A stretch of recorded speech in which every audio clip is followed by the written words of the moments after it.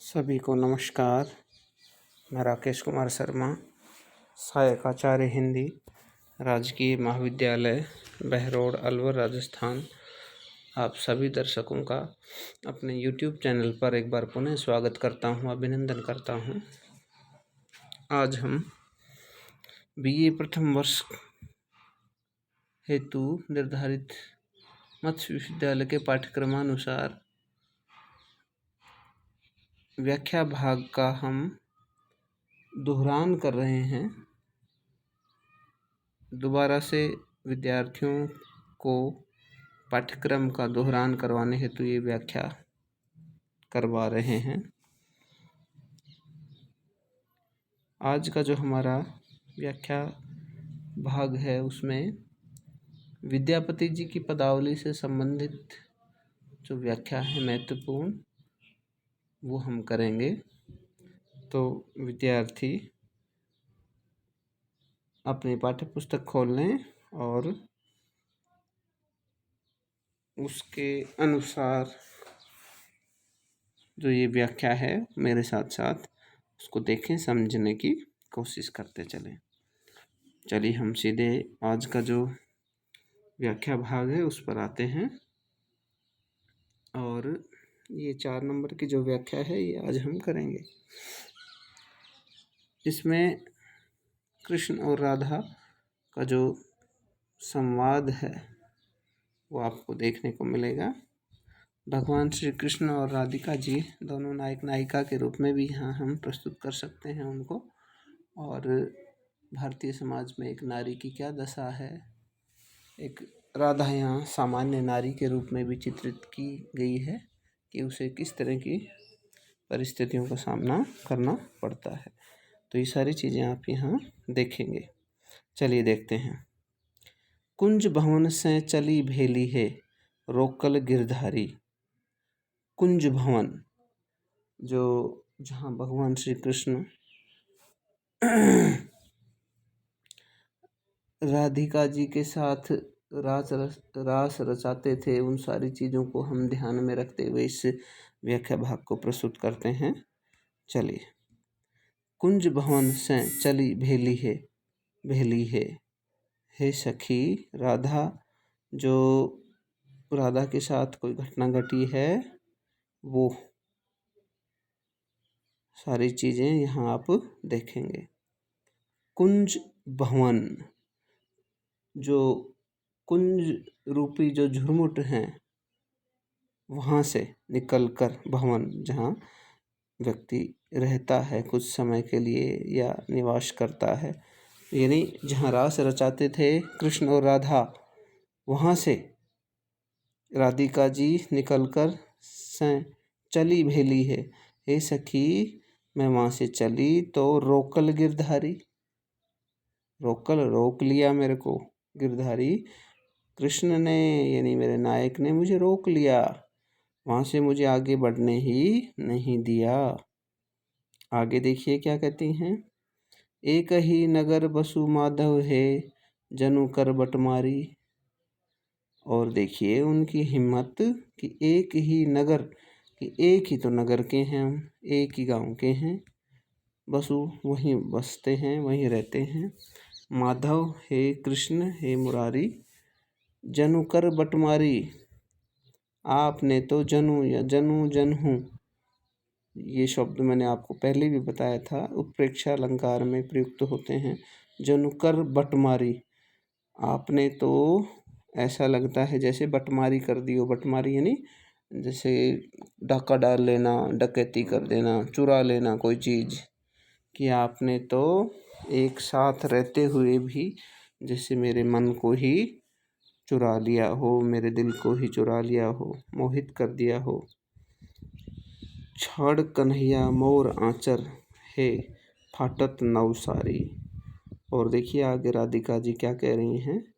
छोड़ कन्हैया मोर आंचर, कि हे मुरारी, हे कृष्ण, आपसे मैं ये विनती करती हूँ कि आप मोर आंचर, मेरा जो साड़ी का जो आंचल है ये आप छोड़ दीजिए, क्योंकि मैं इस समाज में रहती हूँ और एक नारी की जो इज्जत है उसकी वस्त्रों में ही है, क्योंकि उसकी जो लज्जा है वही उसका गहना है। इसलिए छोड़ कन्हैया मोर आँचर फाटत नव सारी, क्योंकि यदि आप इस तरह से मुझे रोके रखेंगे तो फाटत नव साड़ी, जो ये नई साड़ी, नया जो परिधान मैंने आज पहना है ये फट जाएगा और मैं निर्वस्त्र हो जाऊंगी, और जो समाज के लिए उचित नहीं है।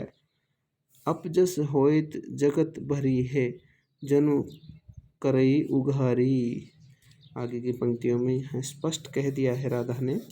देखिए, अपजस, अपजस अपयश होगा, पाप लगेगा आपको, होइत होगा, जगत भरी है, इस संपूर्ण जगत में, पूरे संसार में ही अपयश हो जाएगा, बहुत बड़ा पाप हो जाएगा। क्या पाप हो जाएगा? जनु करी उघारी, क्योंकि जब मैंने जो वस्त्र धारण कर रखे हैं, नव साड़ी, नई साड़ी, वो फट जाएगी तो मैं निर्वस्त्र हो जाऊंगी। और निर्वस्त्र जो स्त्री है वो, यानी जनु करई उघारी, उघाड़ी भी यानी मेरा शरीर पूरा उघड़ जाएगा, निर्वस्त्र हो जाऊंगी। तो ये समाज के लिए बहुत ही शर्मनाक बात है और इससे पूरे समाज में हमारा अपयश होगा, पाप लगेगा। संग सखी अगु आइली रे, हम एक सर नारी। आगे राधिका जी कहती हैं, संग, साथ की जो संग की सखी सहेलियां हैं वो सारी की सारी, संगक सखी अगु आइली रे, अगु आइली जो पहले आगे थी और अब पीछे हो गई हैं, या फिर जो आगे चली गई हैं, वो सभी अगु आइली रे, सब आगे निकल गई हैं। और हम एक सर नारी, और मैं तो बिल्कुल एक सर, एकदम अकेली पड़ गई हूँ। इसलिए आप मेरे अकेलेपन का फ़ायदा मत उठाइए और मुझे अपने रास्ते जाने दीजिए। इस तरह की बातें यहाँ राधा कह रही है कि अनुनय विनय कर रही है भगवान श्री कृष्ण से।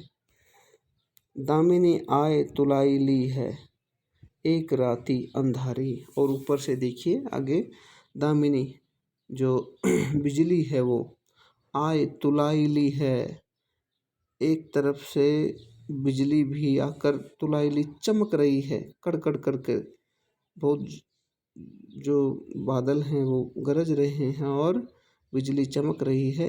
और एक रात अंधारी, और दूसरी तरफ जो रात्रि है वो भी बहुत ही अंधकारमयी हो चली है।